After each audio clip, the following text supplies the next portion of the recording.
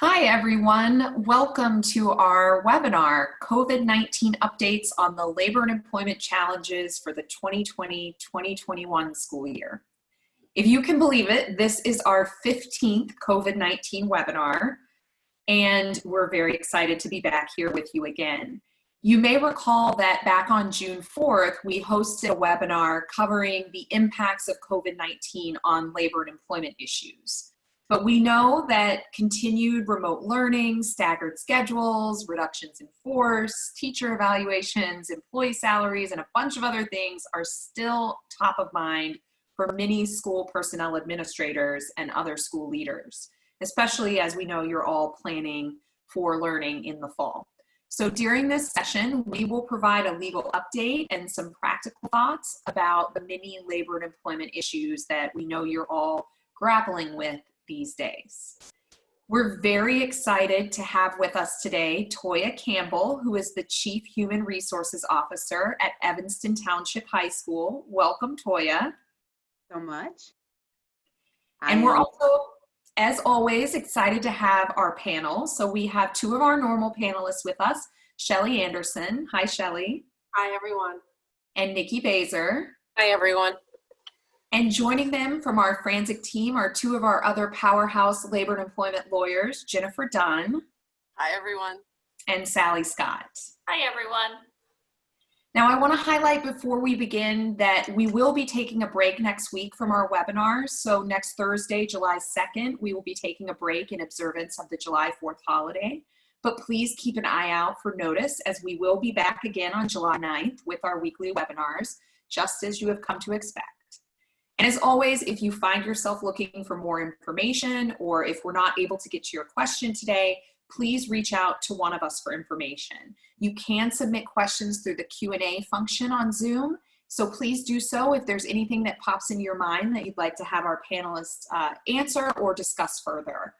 And if you missed any of our previous webinars, you can find them on our website at franczek.com. And while you're there, you can also find out more information about our other alerts, blogs, podcasts, and other information there. All right, so let's jump right in. First of all, Toya, can you tell us a little bit about yourself and your district and school, how many employees and students you have, and what your job looks like these days with respect to reopening? My job is really crazy looking, like I'm sure everybody else who's in human resources watching this webinar right now, because we're changing daily and hourly. I have been at Evanston Township for 17 years. I've been in human resources for 33 years. And this is just an unprecedented time. Not dealt with anything like this before in the previous 33 years, so this is a first. And I'm so blessed and happy to have a team like you guys helping us navigate this, because this is really, really difficult. We have 1.3 million square feet under one roof. We have about 3,700 students and about 600 staff. So at any given time, we have about 4,400 people in the building. And of those people, we have 6 unions. So it gets to be a little dicey sometimes under that big roof. I bet. Well, so jumping in to think about some of the issues that we've been dealing with these days. So let's talk about the summer. How should districts be handling 12-month employees? And Shelli, maybe you could start out by telling us some of the legal issues that people should be thinking about. Sure. I think that, when we're talking about the legal issues, we also have to talk about, what we're seeing here in terms of the districts, now have they're essential employers and have the right to determine that individuals come back to work, and they've had that right. And despite that, I think many of the districts that we work with had all their staff off for a good part of the summer. Now we're seeing districts in a modified way. Some have employees coming back over the summer, their 12-month employees, and some still staggering it depending upon what the needs are. So I think that it's really been different depending upon what the community looks like and what the needs are of the district, but really making sure, especially when you have unions pushing back saying, we know that this other individual in this other district is not having to go back who has the same job. Why are you having this person coming back? Really a lot of dialogue around this is going to be helpful, but from a legal perspective, you have the right to have employees come back. You obviously want to be making sure that you're not doing it in a discriminatory way at all, but really maintaining that management right to have people come back, even if they've gotten, you know, comfortable working at home. There are a number of issues, just tacking on to what Shelli said, to be considering. So it is, which employees do you need back? Your clerical staff, do you need them all back? Do you need some of them back? Are they able to work remotely? There's going to be issues we touch on as we go forward today about what do you do for employees who don't want to come back to work, whether it's because of their own condition, a family member's health condition, childcare issues, you know, a host of things, or they're just concerned about it.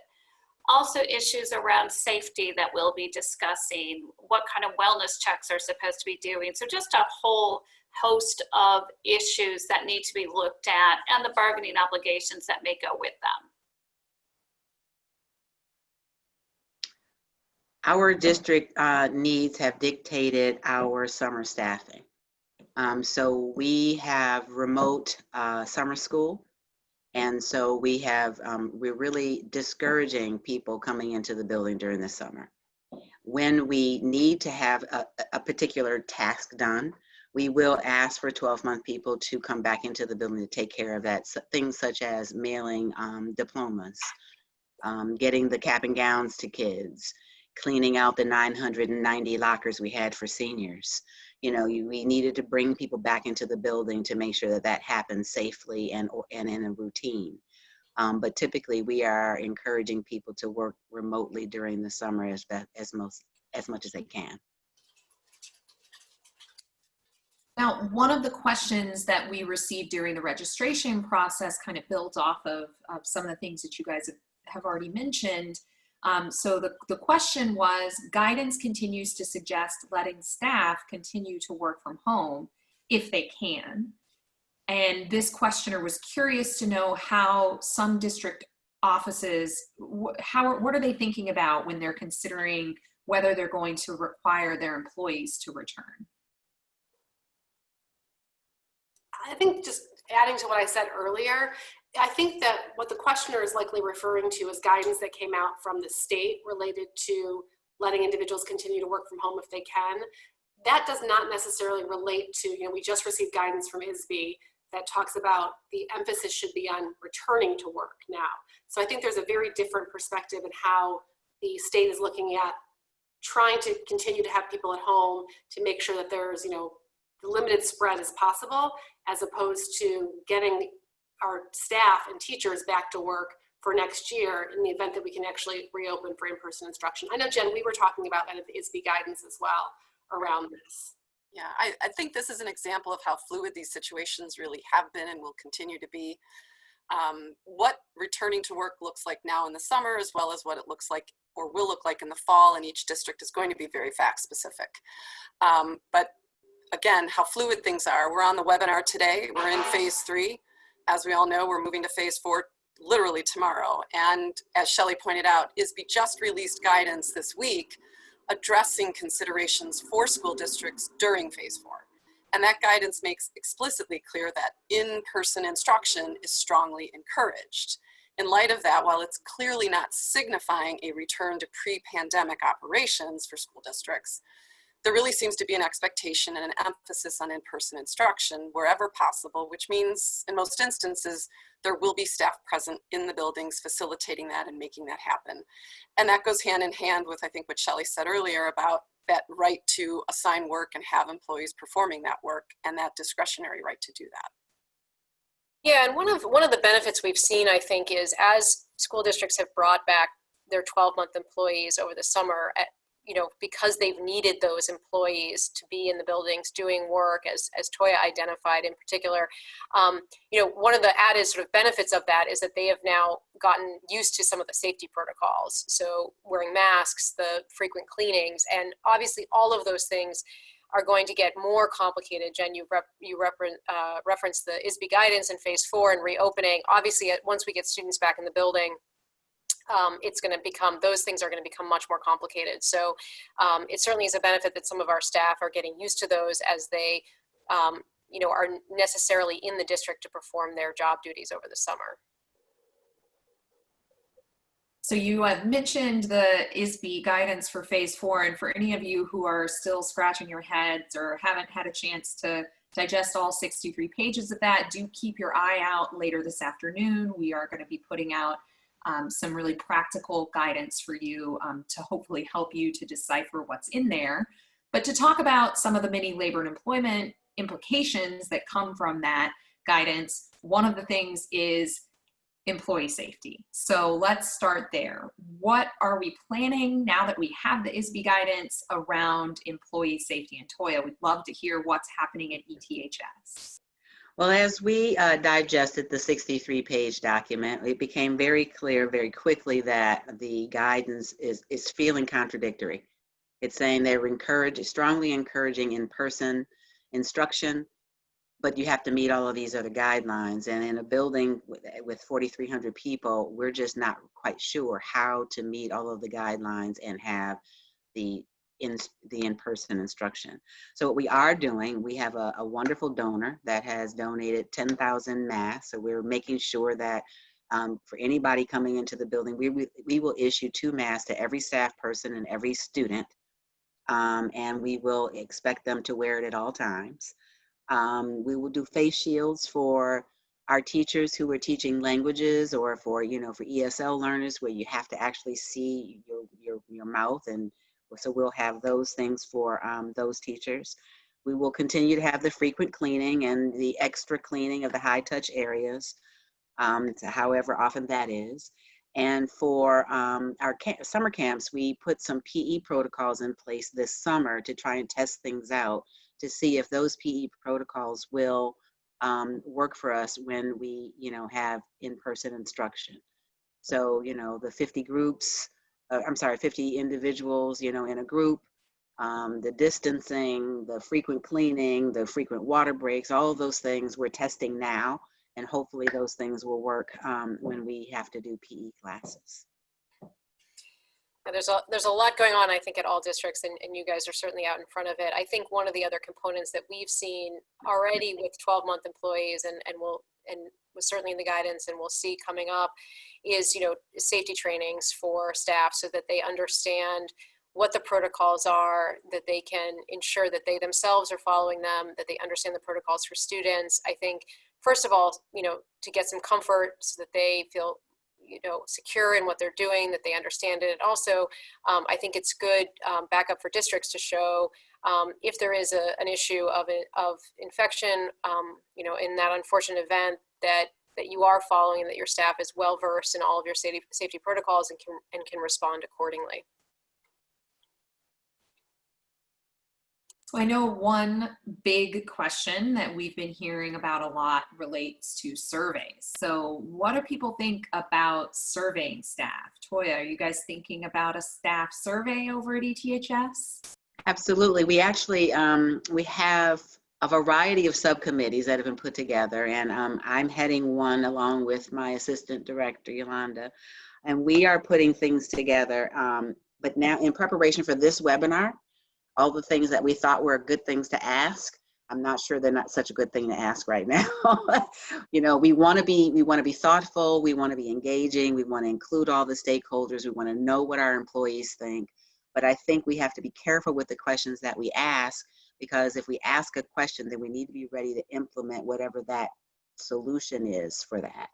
And so I think we need to pull back a little bit and certainly use the guidance of you lovely ladies to be able to help us craft a survey that's actually going to elicit the information that we need to get. I think what we're finding in the districts that I've talked to that have actually put out surveys already, is a little disconcerting as to what's going to happen next year, because we have, as you can imagine, parents, the majority of whom want their kids back. For those of you who don't know, I have a 9th grader going into ETHS, so I'm going to twist Toya's arm to make sure that they reopen in the fall, so he can get out of here and go back to school. But then we have on the flip side, the teachers, who a large majority are saying they're not comfortable coming back. And I think that my big concern about surveys is that if the teachers don't understand what they're coming back to, asking them just, in a narrative, would you be comfortable coming back, without the parameters of, this is all we're going to do to make you feel safe and be sure that you're safe, you might not get an answer that's actually helpful for you for starting in the fall. Yeah, I think that's such a key point, Shelli, is making sure that there aren't unintended consequences from the questions that you're asking. You know, asking people, you know, do you feel comfortable coming back in a vacuum? What happens if 80% of your staff says they don't feel comfortable? What do you do with that information? Or, you know, what about, would you prefer to, you know, do you want to work from home? Okay, well, I mean, it's lovely working from home. And so if people say yes, but we're reopening in the fall, you need your teachers present, you need your administrators, you need your staff. So I think the questions really need to be very specific. It is important to get information to understand your staffing concerns and needs, but to make the questions specific enough that they're actionable. Because if you start asking a lot of questions for which you're not going to take action, then you're going to get union concern, you're going to get employee concern, and it's going to look like you're doing this pro forma without actually taking into account the responses. Sally, I don't know if you had any thoughts on that as well. I do. So we all understand why districts want to do surveys. You're trying to figure out what you're going to do in the fall, who can come back, who can't come back, what are the obstacles, how do you plan, and how do you prepare? So as I said, we all understand the motivation behind it, but you know, both Shelli and Nicki touched on some concerns. Another concern is the privacy aspect of it. Employers want to know, do employees have health conditions that will preclude them from coming back to work potentially? But how do you ask that? How do you get that information, and what do you do with it? So, you know, our recommendation is, if you want to ask a question like that, it's simply, you know, a yes or a no with a direction to follow up with human resources about any requested accommodations or particulars. You don't want an employee filling out a survey with their confidential health information that's on that document that may be going to multiple sources beyond where it needs to. Another concern are questions relating to age, right? We know that 65 years and older are in the high risk category as defined by the CDC. We have to balance that with age discrimination requirements under the ADEA, Age Discrimination Employment Act. And so we need to be really sensitive about any assumptions we are making about employees based on their age. We cannot assume that because somebody is older that they're not able to return to work, or they shouldn't be returning to work, or any of that. If someone who is older is asking for accommodations, you can consider them, certainly, but you should not go in with an assumption of, because you're in a particular age group, we are going to be making assumptions and presumptions about your employment status.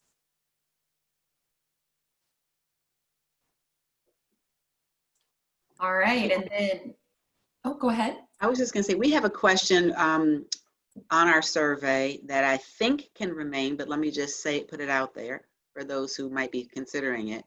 We're trying to figure out those teachers or employees who have children under the age of 10 who may not be able to return because of childcare issues. Is that a question that you would recommend being on the survey? Is that okay and not discriminating in any way? I think it's okay to ask a question about childcare issues, and whether specifically because of childcare issues, it may conflict with someone's ability to come back to work. Yeah. So thinking of that, that really is a great segue into my next question, which is about staffing challenges and how can we work to prepare for staff absences. Jennifer, can you share some of the legal perspective on that question? Sure. You know, the nature of what we're dealing with of this virus is such that the number and length of absences is far greater than potentially really anything districts have dealt with in the past. You know, the prevailing guidance out there from the CDC and IDPH are clear about if staff are sick, not returning to school, until certain criteria have been met. What isn't clear is how do you account for and what steps you should take to account for those absences. Guidance from ISB this week that issued recognizes what I think is already painfully obvious to a lot of our school districts out there. You should prepare for a rise in absenteeism and a corresponding increase in necessary spending. So to that end, ISB's guidance identifies the following steps a district should be taking, and it's what we heard reinforced during a webinar yesterday when this question was asked at ISB. Districts should be really focusing on doing everything they can to hire additional substitutes, not just for teachers, but also for school nurses. And it also identified providing professional development to improve blended learning or online learning or both, as well as implementing team teaching or co-teaching models, so such that it lessens the impact of staff absences. I'd be interested to hear from Toya what ETHS, what kind of steps you're taking to prepare for the inevitable staff absences that are likely to occur on this. Well, we already have implemented co-teaching. We've been doing that for a couple of years now. So that's well in place. We are also hiring additional subs wherever we can find them, because we all know that the sub shortage has been a huge topic. We are encouraging paraprofessionals to get their sub certificates so that if we need to have them in a classroom without a teacher, that would be okay. And we are identifying the subs that we currently have and teaching them, going a little further in on the e-learning, so that if they have to step in and it's e-learning, that they are familiar with the tools and the lessons, and they're comfortable with it, being able to deliver those lessons. So one question that's come up with respect to staffing is, if you stagger work schedules, how does that impact staffing? What decisions or considerations will you be faced with regarding which employees enter the building more frequently than others? Toya, do you have thoughts on that? Well, we've been kind of struggling with that. We think we need to identify the students that we think are the groups that would come into the building first. There's been no final decision on it, but we're thinking freshmen, we're thinking special ed students, we're thinking ESL learners, homeless students. There's some populations that we think may need, and also students who did not pass their second semester, due to the e-learning. So there's some groups that we want to prioritize and make sure that we're looking at it with an equitable lens and making sure that we're providing the services to the students who need them the most in the building. So once we've identified that, we would then, identify the staff that goes along with those groups, and they would probably be in the building more often than others. I don't know that to be true, because as I mentioned, we have a variety of subgroups working together, but I think that's a common thread through many of our groups, that we're concerned about those groups that need more hands-on instruction than others. So that's a way we're going to initially start to take a stab at it. I think we also need to determine, and I know this is touchy, but as we can figure out what staff is uncomfortable coming into the building, we then know the whole population of staff that we're dealing with and can then make assignments accordingly.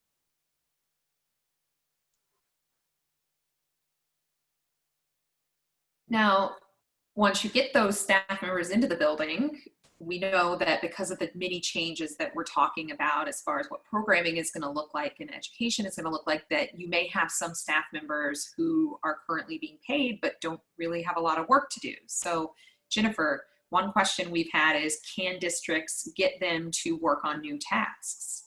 Right. So, this answer really revolves around a school district's managerial right to assign work to its employees.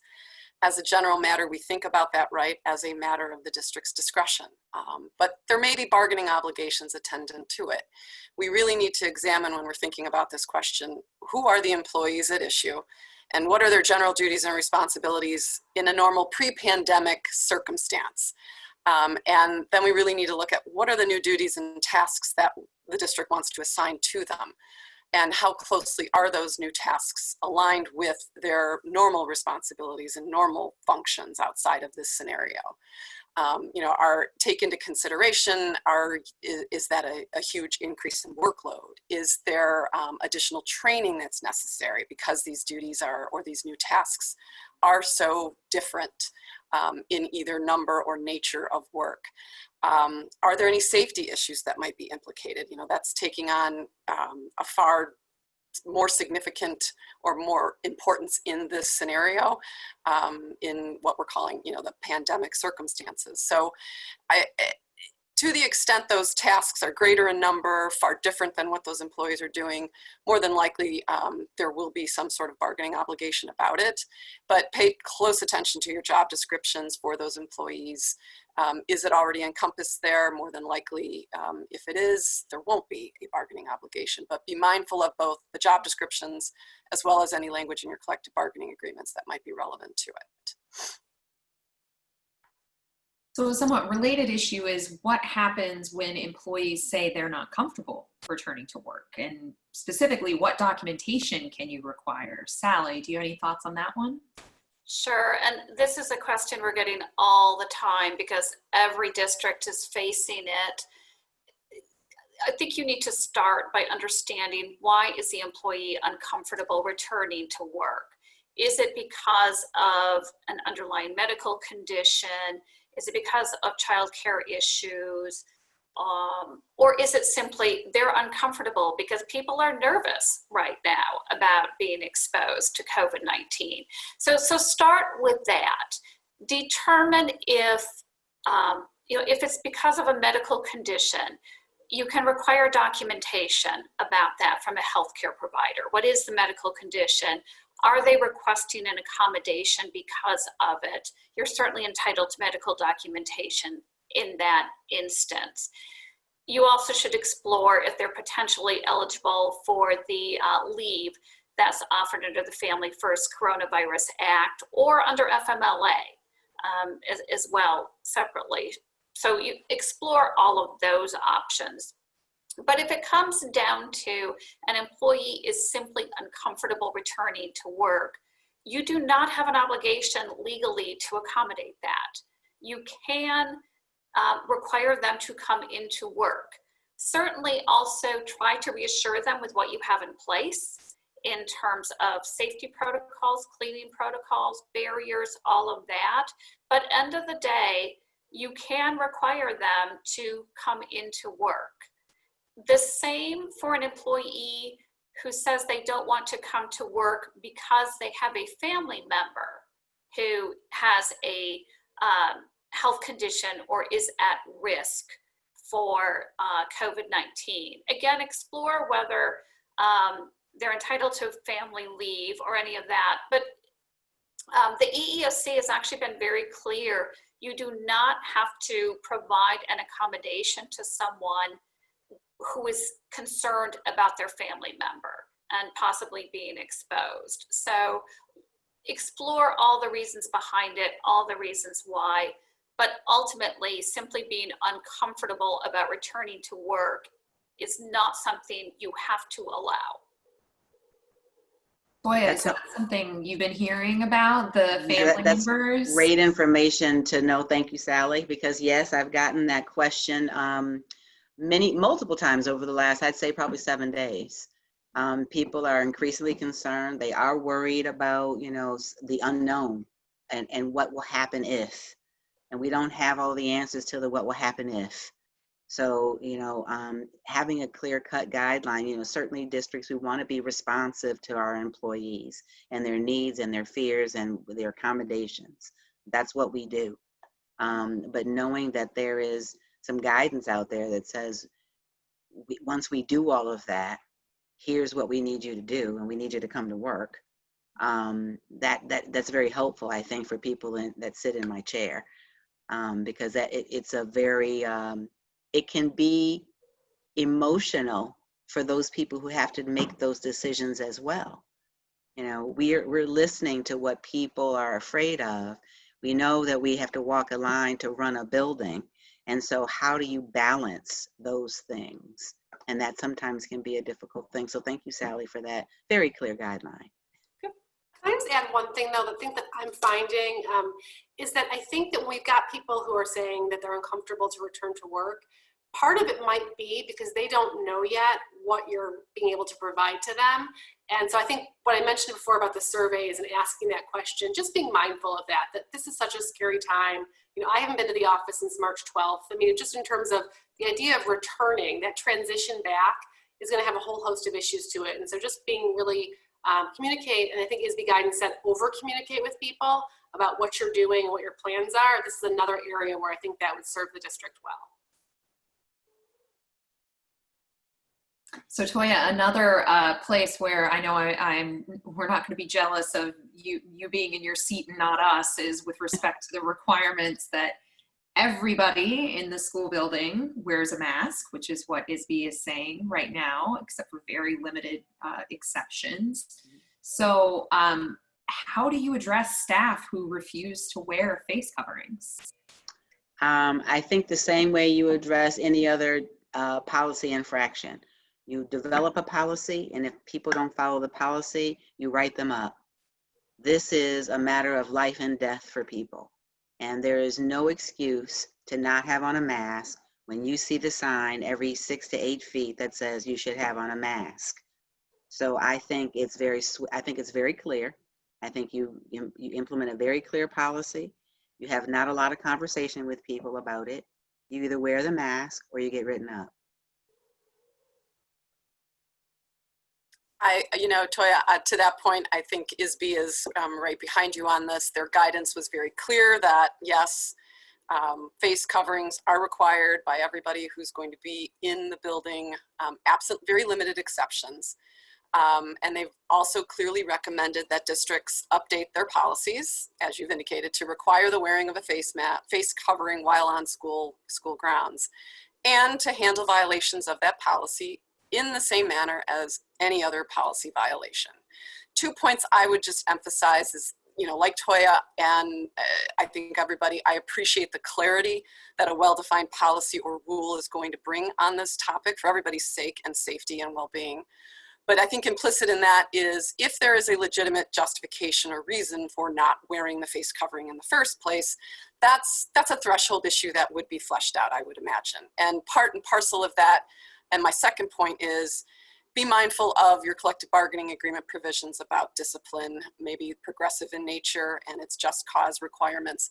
Part of that is all employees should have notice of whatever that policy is. And that's where I would think if there's a legitimate justification, if there's an accommodation issue, that's where it's going, the time for that to come up. But beyond that, if there's an intentional, willful, deliberate, repeated refusal to wear the face coverings, it's going to be handled the way other disciplinary situations are handled. And you want to be consistent in how you apply that and how you, mete out that discipline. So Shelli, as you and I have been working on the guidance on the new ISB guidance, we've been talking a lot about self-certification. So previously, guidance suggested that schools need to screen every person who came into a school building, but the more recent guidance refers to self-certifying. Can you tell us what that is and what the protocol would look like for having people self-certify instead of taking their temperatures? Sure. After the last guidance came out, we got a lot of questions from clients, especially the bigger school districts we work with, of this idea of how in the world will we be able to take the temperature of every person coming in or do some sort of screening to make sure they're not symptomatic. And at that point, we talked to them about, is that feasible to do for your district? I mean, are you so big, will it put such an onus on time that you wouldn't even have time for them to do their work or instruction when kids came back?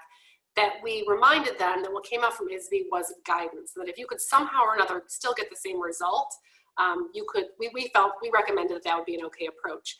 We get the guidance out this week that actually does now speak about that, the self-certification concept, that you have employees, staff, and students be made aware in advance that they need to make sure every day that they're not symptomatic, that they do not have a temperature of above 100.4, and they've not been exposed to anybody with COVID-19. Now, there's different ways to do that. you could have them do it every day. So they gave, I think one of the examples in the ISB webinar that was yesterday related to kind of, developing some sort of app on their phone that they confirmed each and every day that they had done these things before coming in to school. You also have to do it before you went on the school bus also. So that's, depending upon whether your point of arrival is the school bus or the school building, making sure they've done that before.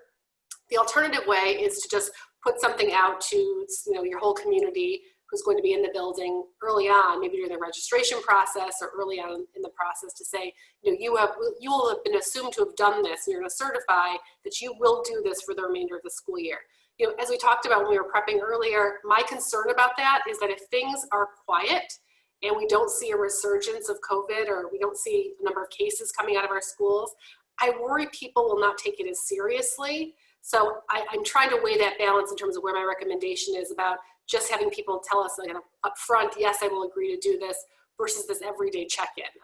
That being said, with visitors coming into the building, I still think there should be a place for them to either take their temperature and confirm it's not above 100.4, or to have their temperature taken by someone whose job that is, and for them to affirm at that point that they're not symptomatic, because they obviously won't have the same notice provision that you've given to somebody else. But ISB did say that the notice that should go in the main entryway is that if you are symptomatic, you are prohibited from entering the building. So that might help, but I still think it's the responsibility of the district that those people know that they cannot come in if they've not passed these kind of checkpoints. Okay, so before we move on to bargaining, I wanted to get to a couple of the questions that we've received that relate to some of the things that we've talked about so far. So one question was, the EEOC says family protection isn't a reason to permit continued work from home, but ISB guidance says that districts should consider continuing remote instruction for students who live with individuals at higher risk of severe illness for the duration of phase 4. Sally, can you help us understand how we can make those two conflicting perspectives work? There's a lawyer joke in here, right? All the conflicting guidance that you get, and what are you supposed to do with it? So what I'm talking about with employees, right, which is what the EEOC covers, if an employee asks to work from home because of a family member, you certainly can explore whether that's feasible. And are they able to work remotely and do their job? Or are they able to work remotely 2 or 3 days a week and only need to be in 2 or 3 days? Certainly you can explore all of that with them. But after doing that analysis, if it is determined that no, you need them to be present, they are an essential worker and they have to do their job in the school district, you are not legally obligated to allow them to work from home. Doesn't mean you don't want to explore these other aspects of it. With the students, understand ISB guidance. That's also is a guidance. I believe on that point of what to work for or what to work towards, but just again, slightly different emphasis between the student and the employee. And at the end of the day, what can you legally do with the employee? All right, so we'll cover some of the other questions that we received at the very end, but let's jump over and talk about bargaining. So one of the questions that we received during the registration process related to what should we be considering in our MOUs with the unions for return to work for 2020, 2021. So what about bargaining related to reopening? Are we seeing demands? What's happening here? I can start. I think we are starting to see some demands to bargain. I think many of the districts that we work with entered into MOUs at the end of last year with their staff about what remote learning was going to look like. I think there are going to be a number of other issues that are going to have to be addressed with respect to what that looks like for the coming fall. The problem with it is that many districts almost all districts don't know what their plan's going to look like yet. So we don't know how many facets of this are actually going to be bargained. But in terms of the unions being proactive and saying, we want to see at this table, we want to have some insight, we are starting to see that. Jen, I don't know if you're having that same experience with the districts you work with. Well, I was actually going to ask Toya specifically what she's received in this respect and what she's anticipating. So Toya, what can you tell us about your union relationships and whether you're seeing any demands? I think you're on mute right now. Sorry, we haven't had any demands yet, and I'm knocking on all kinds of pieces of wood right now. I don't know if that's because they just haven't done it yet, or it's because we have great rapport with our unions in our buildings. We talk a lot. We have labor management meetings. My door is open. They can come in or now text, email, Zoom, whatever kind of questions they have. And I think because we have a lot of conversation going on, they're trying to work with us as best they can. Now, I can't say what other guidance they're getting, and they may fall suit for, what maybe IEA is doing or, under that umbrella. But I'm hoping that because we have had conversation and kept open communication, that we'll be able to make this work. Yeah, if you haven't seen the demands yet, and I think this goes for all of our school districts out there, if you haven't received the demands yet, they're imminent, they're coming. We have that saying out there that certain things in life are certain, and I think this will add this to the list. It's a virtual certainty you're going to see some sort of demand to bargain about the terms and conditions under which employees are returning to the workplace. And it's very likely it's going to be that general. And that's really all that's required to give rise to a bargaining obligation in this instance. But what that obligation will look like, the contours, whether it's going to include decisional bargaining about the decisions you're making on your reopening plans, or whether it's going to be limited to impact issues, that remains to be seen. It's going to be largely driven by your plan and the decisions you're making. And what could include or what could be included in an MOU right now, that range of topics is extensive, and I think we're going to get to that. And before we do, I just want to emphasize that there's a key element here, and that's of timing. I think I'm stating the obvious, but I'm going to state it anyway. Reopening for most districts is a scant 2 months away. In my mind, there's a certain degree of urgency surrounding these issues, and I think it behooves both parties, labor and management, to be cognizant of and mindful of a compressed time period for these negotiations to occur. And so I think that should be kept in mind. Yeah, Jen, go ahead, Shelli. Oh no, I was going to say something about the timeliness issue. So if you have something else about bargaining, I think I'll turn it over to you. Yeah, the ISB guidance, it certainly opened a lot of considerations, like a longer school year. You can't do a longer school year without bargaining with the union.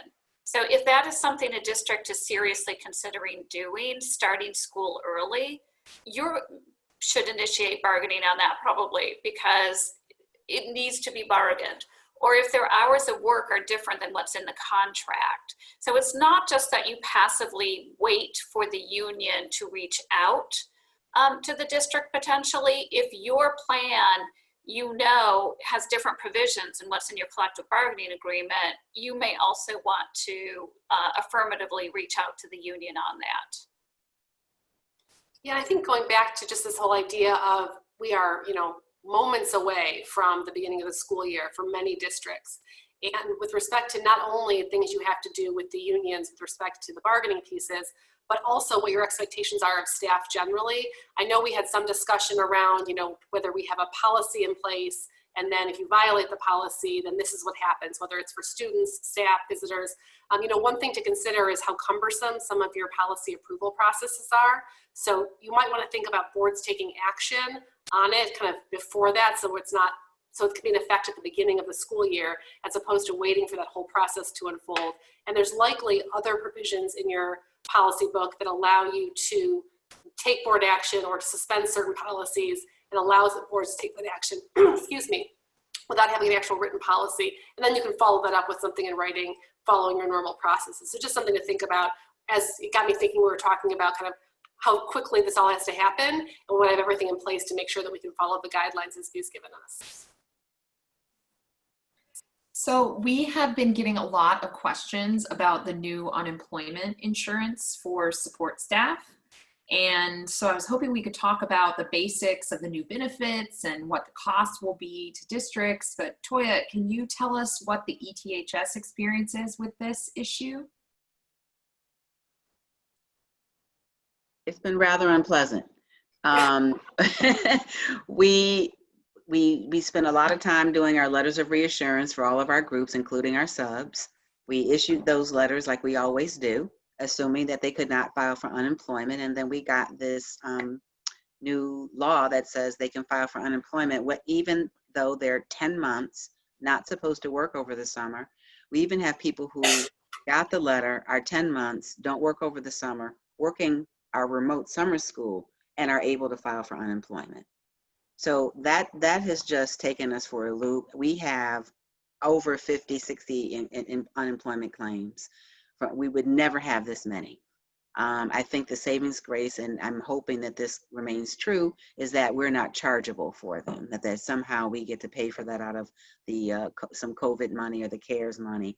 I'm hoping that will cover it, because if not, it's a significant chunk that we would be paying out. Yeah, I mean, for those of you out there who have not experienced this yet, there was a change in the law allowing our 10-month non-administrative, non-professional staff to collect unemployment over the summer months. So anytime if they're able and available to work from March 15th, I think it was, through the end of the year. And that allowed our paras, bus drivers, cafeteria workers, custodians to go into the IDES and file a claim. What I think is important for everyone to remember is just because you can file a claim does not mean that they're going to be entitled to the benefit. So I don't want anyone to take away from this that now the law has changed, you just cannot even respond to these claims or contest these claims. You should be, if you have a reason to contest the claim.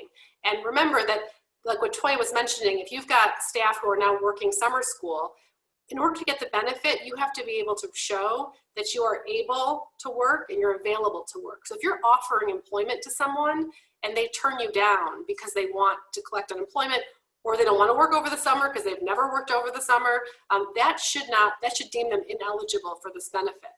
I say that, but understand that until the end of July, if they collect any unemployment, they're also going to get the $600 benefit from the COVID fund. So you're likely going to have people filing who typically would not file. You'll have to decide for your own, does it make more sense for you to pay the claim or to potentially offer this person work that you might need to do over the summer? And I think that's going to be different for every district, determining how that might impact them as to whether they're in a co-op, a pool, or whether they pay the claims on their own. So workers' compensation and employees getting ill from COVID has also been of concern to districts as new amendments to the workers' comp law have gone into effect. Jennifer, can you tell us what districts need to know about that? Sure. So these amendments were just recently signed into law by the governor. They actually had their genesis as a proposed emergency rule by the Workers' Comp Commission. That was later enjoined. So what we've now seen is legislative amendments that create a rebuttable presumption that a first responder or essential frontline worker, as the statute refers to it, who contracts COVID-19 did so in the course of their employment and is entitled to workers' compensation benefits. That rebuttable presumption essentially relieves an employee of having to prove the essential elements of a compensable injury, that it arose out of and occurred in the course of their employment. Instead, under the amendments, employers now have the burden, it's shifted to them, to affirmatively prove that the employee did not contract COVID-19 in the workplace. There are different facets that the employer can demonstrate to overcome this rebuttable presumption. So you do want to be aware of that. Key to that is ensuring and being able to prove that you've been following current guidance from federal, state, and local officials regarding safety protocols in the workplace, and that will be key. Yeah, just to add to a period on that, I had mentioned doing trainings for your staff on the safety protocols. A great way to demonstrate your compliance for the workers' comp presumption is to show the trainings that you've provided to staff. And we've certainly helped a number of districts prepare trainings that are quite thorough, that go through all of the safety protocols. And that way, you know, should this issue come up, that's a great source of information as to what your safety protocols were and how you've trained your staff on them. So speaking of training, for employees that aren't working in the summer, can we require them to do this training before they come back for in-person instruction? Sally, you have thoughts on that? If you can, probably, but you're going to have to pay for it. So if you require employees to do training outside of their regular work hours, you do need to pay for it.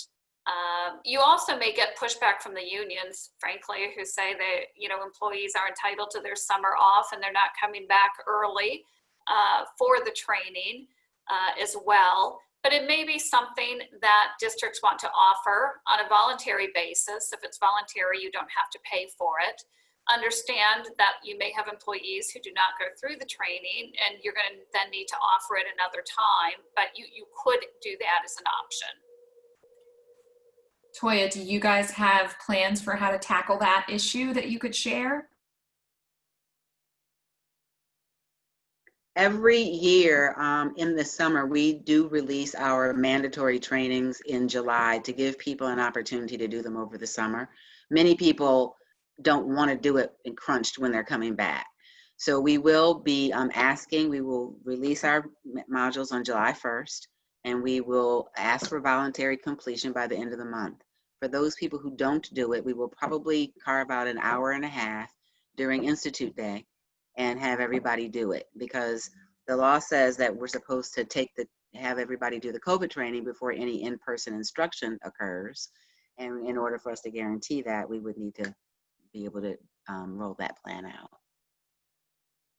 So I'm hoping everybody does it in July, but I'm sure that won't happen.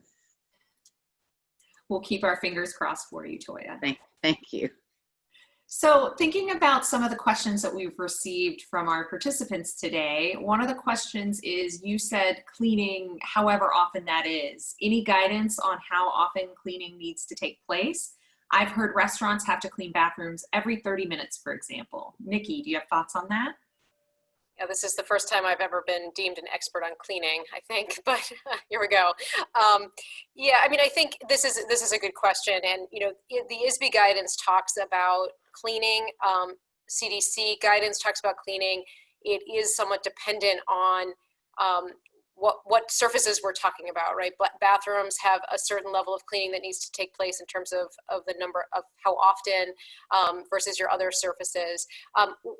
Our guidance really is to come up with a checklist for your maintenance staff, for your custodial staff, as to when surfaces need to be cleaned. We are actually working on such a checklist so that we can help districts out in this regard to try to track all of the different guidance that exists, so that you can create that comprehensive list of, okay, this is the schedule that we're going to go through, understanding that this could shift as we go through these different phases. So we had a question about staff returning. How do you suggest we address unfairness issues with the unions? So for example, special education teachers are on site every day, 5th grade teachers are not. Shelli, any thoughts on that one? Yeah, I think we're hearing that from a number of districts who've got certain staff members they need in the building and others are not. And I think it really comes down to a communication issue. You know, I found that when these issues have been raised, we've been able to sit down and talk through, you know, this is why we need this person in the building these days, and we do not need these people in the building. I think this really comes back to, if you remember, you know, way back in March, when we had a number of people home not working and being paid, and we had our custodial staff all in the buildings working, being paid, and there was certainly an unfairness perspective that was raised then as to, you know, why am I working to get paid and my colleague who doesn't do my exact job is able to be home getting paid and not working. It comes down to communication and what the district needs. You do not have to, it's not unfair that you need one group of employees in the building and another group you can have outside the building. We all need to be remembering that we're doing this kind of what's best interest of kids And presumably, if that's the focus that you have as to why you need one group in and another group can stay home, there's really not going to be a lot to challenge, in my opinion, about that. So then another question that we had was related to whether or not staff would be charged their sick days if they contract COVID-19 or are asked to self-quarantine if they've had contact with a known COVID person. Nicki, thoughts on that one? Sure, and we've talked about this in previous webinars, and I think it's an important question. Obviously, just reminding folks that there is emergency sick leave under the federal law that employees would be entitled to if they themselves contract COVID or they are quarantining because of exposure. You know, it is an interesting question as we evolve, and I'd love to hear actually Toya's take on this, because if you have a situation where a teacher is quarantining because someone in their class got ill, say a student got ill, and the rest of the class is also in quarantine because of that, you know, the federal sick leave is available if you are in one of these circumstances and you cannot telework. But if those folks could telework, if you would then switch the entire class to an online remote format for those 14 days of quarantine, and then everybody would get back into the classroom.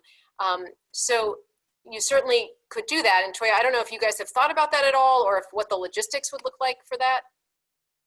We have, we talked about it briefly, and we thought if the whole class is quarantined, it makes sense to just do the remote learning, because we've had people in this last couple of months who were exposed and who had to quarantine, but were still able to work because we were already remote. So we didn't need to implement the 80 hours. They were still able to work. And so I think that makes a lot of sense, because again, our focus is on students and having, you know, continuous learning and uninterrupted instruction. So that makes a lot of sense. So we would do what would make sense for the district and for the learning of our students. Yeah, that makes a lot of sense. And just to round out the question, obviously, if someone has, expended their sick leave, then you might be talking about them taking benefit time, depending again on that telework issue.